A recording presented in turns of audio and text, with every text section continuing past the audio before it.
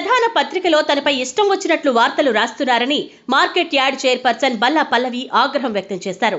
Market యార్డ్లోని షెడ్లో మురుగునీరు చేరిందంటూ ఒక ఫోటో క్రియేట్ చేసి అసత్యాలు ప్రచురించారని ఆమె మండిపడ్డారు. ఇవాళ ఇదే అంశంపై మీడియాతో మాట్లాడుతూ ప్రస్తుతం ఉన్న పరిస్థితి గురించి వివరించారు. అక్కడ కనీసం చుక్క నీరు కూడా లేకపోయినా మురుగునీరు ఉందని ఎలా వార్త రాస్తారన్నారు. ఇది గత ప్రభుత్వంలో నిర్మించిన షెడ్డు అని అసంపూర్తిగా వదిలేసి వర్షం నీరు ముందుకు కదిలేందుకు డ్రైనేజీ కూడా సరిగ్గా ఏర్పాటు చేయలేదన్నారు.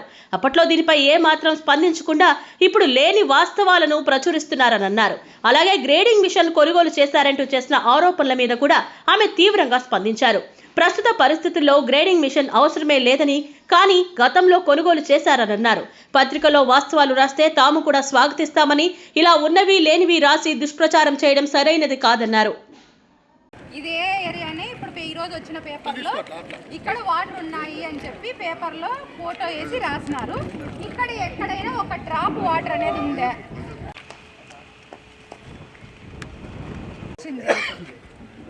ఇది వాటర్ ప్లాంట్ అన్న మనం వచ్చిన తర్వాతనే ఈ వాటర్ ప్లాంట్ స్టార్ట్ చేసినాము.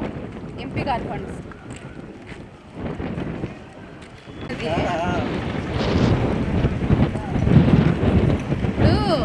ఇదేం నా ఆస్తి కాదు, పోతాము, కానీ నాకు ఇచ్చిన గౌరవం అనే కాదు, మామూలుగా కూడా రాస్తాడు అని. కాకపోతే అప్పుడు చేసినప్పుడు ఒకటే రాతలే, చేయకోకున్నప్పుడు ఒకటే రాతలే రాయడం కరెక్ట్ కాదు కదా. అవును, పబ్లిసిటీ అంటే నేను చేస్తున్నదే కదా.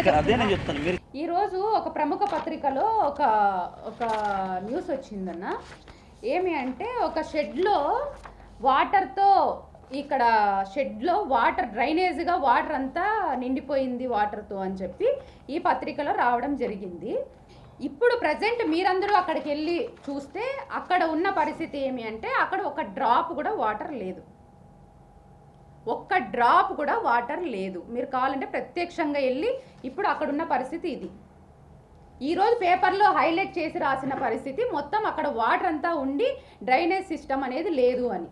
గతంలో ఉన్నటువంటి ప్రభుత్వంలో 5 సంవత్సరాలలో అప్పుడు చేసినటువంటి షెడ్, అది షెడ్ని మధ్యలోనే ఆపేసినారు. షెడ్ పూర్తిగా చేయకోకుండా, ఒక డ్రైనేజ్ సిస్టమ్ అనేది ఏర్పాటు చేయకోకుండా అక్కడ ఆ షెడ్ని అట్లనే వదిలేయడం జరిగింది. ఇదే ఈరోజు ఈ పత్రికలో రాసినటువంటి వ్యక్తి ఆ రోజు కూడా ఉన్నారు. ఆ రోజు ఆ షెడ్కి డ్రైనేజ్ సిస్టమ్ పెట్టి ఏర్పాటు చేస్తున్నారా? ఇక్కడ వాటర్ వస్తే ఎక్కడ పోతుంది? లేదంటే గతం 5 సంవత్సరాల్లో ఎప్పుడైనా వర్షాలు రాలేదా? వర్షాలు రాకోకుండా అక్కడ ఏమైనా నీళ్ళు అనేది ఉండే పరిస్థితి లేదా?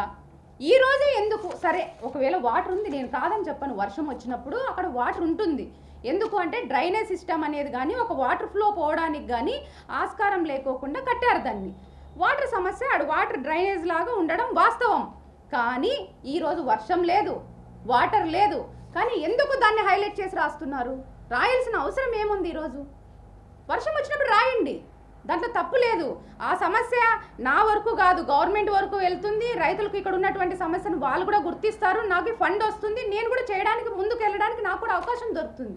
కానీ అసలు సమస్య లేని చోట సమస్య ఉన్నట్టు క్రియేట్ చేయాల్సిన అవసరం ఏముంది?